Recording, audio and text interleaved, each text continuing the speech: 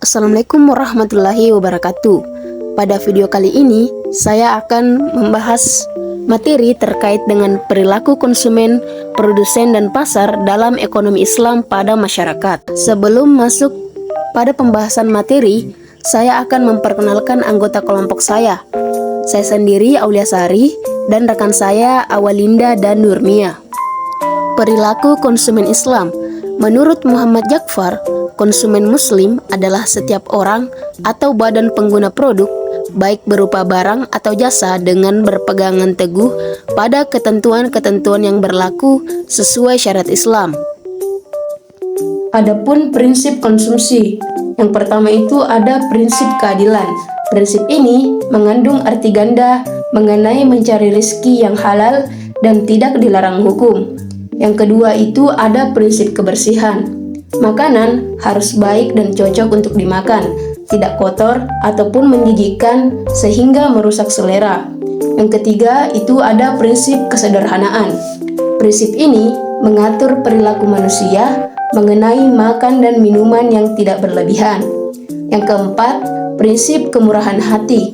Dengan mentaati perintah Islam, tidak ada bahaya maupun dosa ketika kita memakan dan meminum makanan yang diberikan Allah. Dan yang kelima, ada prinsip moralitas. Seorang muslim diajarkan untuk menyebut nama Allah sebelum memakan dan menyatakan kesyukurannya kepadanya setelah makan. Selanjutnya yaitu produsen.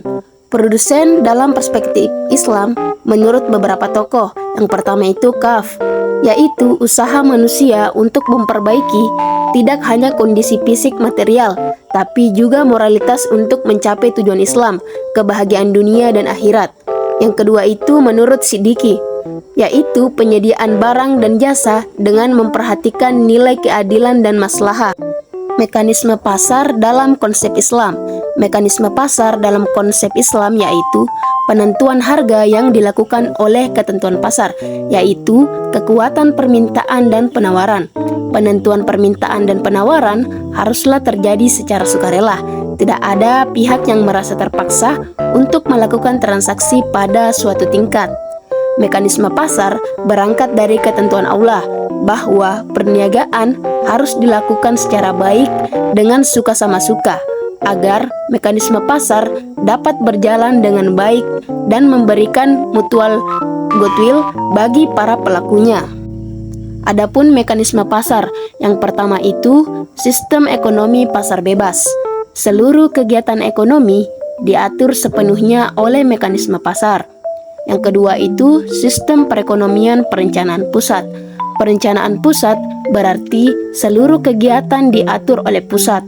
Pemerintah yang mengatur dan menentukan kegiatan dan corak perekonomian.